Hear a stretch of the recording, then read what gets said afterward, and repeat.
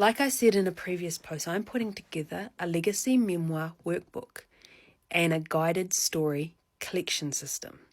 Okay, my motivation for this is because I have heard of and have personal experience of meeting people who have been taken advantage of by ghostwriters and editors because the client simply didn't know the process of bringing their story to life. Okay, and they were charged thousands of dollars for services to be left with something that was less than what it was when they gave it to that person. Or the editor or ghostwriter did not understand the goal or the assignment. Okay? And I don't like seeing people taken advantage of in any industry. But when you're hiring an editor or ghostwriter, like I said, you need to ask questions because not every ghostwriter or editor is suited to your work or understands what you're trying to achieve. Okay, so this series is going to help your loved ones or yourself. Tell your story. Remember things that happened in your life that you may have not so much forgotten, but has slipped your mind. Because when you have lived a full life, or even if you've lived a traumatized life, or, the brain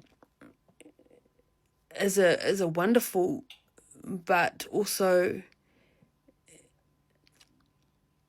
it's wonderful. I won't say dangerous. It's a wonderful tool because sometimes the brain blocks out memories that are too painful or too embarrassing or too traumatizing for us to remember the details or even the event. It feels like it happened to another person. When something's happened in your life and you can't you recall it,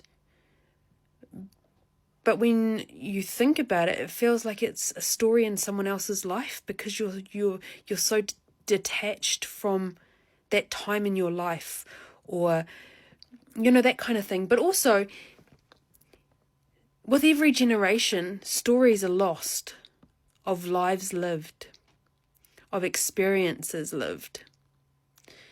And not every family is interested in hearing the life of their grandparent or their great-grandparent or their mum or their dad or their great-uncle or a great-aunt or, that kind of thing. But some families are. And I remember, like I said in the previous video, I remember when I went to, on 3 separate occasions, I go to antique bookstores and I came across unpublished typewritten, so written on a typewriter, and 2 of them were written on a typewriter and 1 of them was just printed. Manuscripts or stories of people's lives.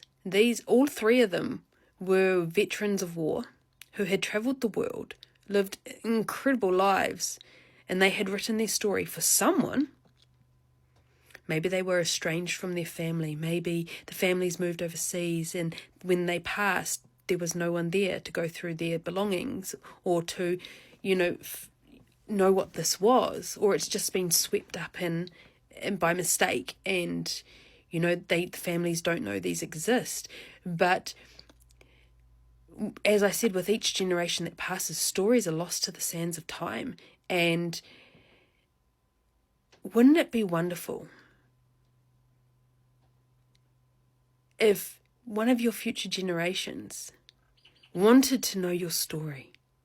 And generally, it's not your children or your grandchildren, it's their children.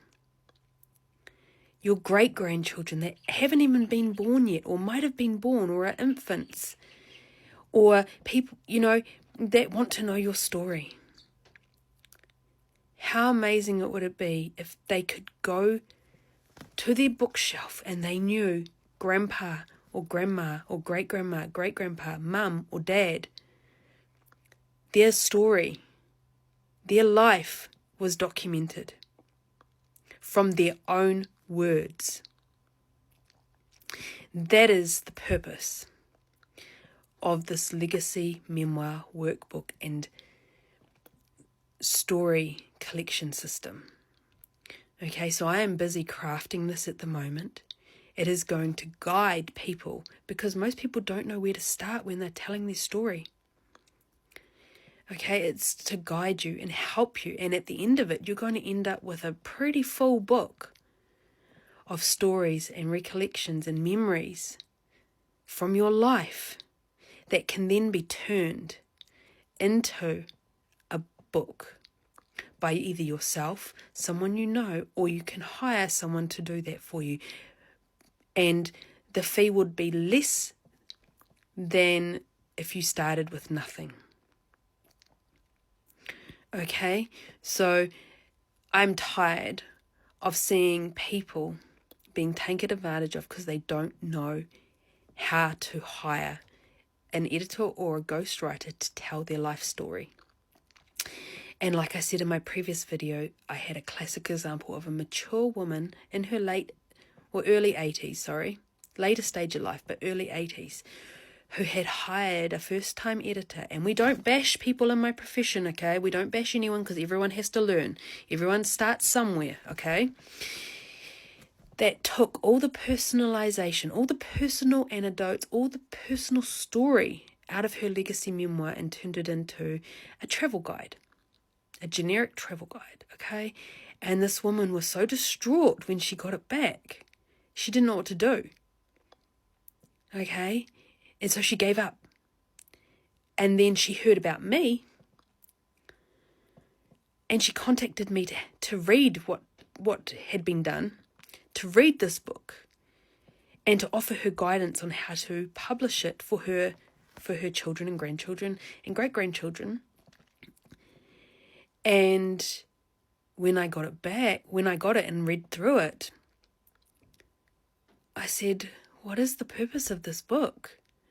And she told me, and I said, well, this book is not that. I said, what? And we had a very long conversation, and I said, none of those stories that you told me, that you said are in the book, because the editor had taken all of those stories out. So the legacy memoir had lost any story about the person who was telling it. Okay, and the client had been charged thousands of dollars. Okay, and that's not what I want to happen to anyone, because that is damaging, and that is to people who are qualified and experienced and actually good editors and ghostwriters. Okay, so